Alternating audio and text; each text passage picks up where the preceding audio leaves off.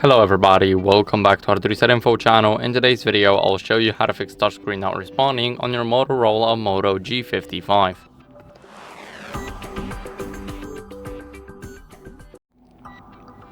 So first, what we want to do is we want to remove the screen protector or case because that can cause a lot of interference. So what I'm talking about is basically the screen protector. If it's poorly applied or if it just doesn't fit your screen entirely, then it can cause the touchscreen to become less responsive. Same goes for the case. If the case bezels basically cover a part of the screen, then it can already cause the interference. So if even the screen protector checks out that option, so basically that it's poorly applied or anything, then I would recommend taking it off.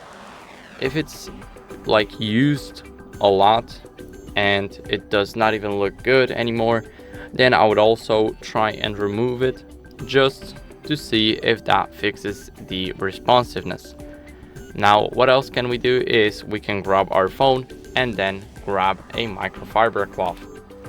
So let's grab the phone, the microfiber cloth, and let's just give it a few little swipes. Now we can put down the microfiber cloth and our screen now is clean.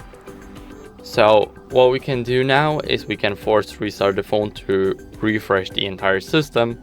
So hold the power button and the volume up button. Now keep on holding it until the menu disappears. And now you guys can let go.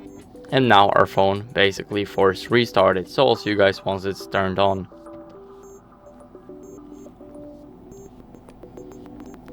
Now, after force restarting our phone, what we can do is we can update our software. So let's unlock the phone first. Here, after everything loads up, we need to go over to the settings. Here in the settings, let's scroll a bit down until we see the system updates.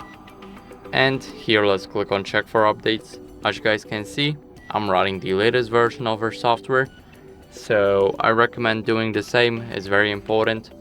Now, as a last resort, what you guys can do is factory reset the device. So go over here, go to system, and here in the reset options, let's click on erase all data, factory reset, and click on erase all data. Enter the pattern or any password that you have, and here click on erase all data. But remember, everything like your personal files, photos, videos, it will all be deleted, including the downloaded apps and files. So I recommend backing it up first, and I hope this video helped you. If it did, then leave a like, subscription, and a comment, and I'll see you in the next one.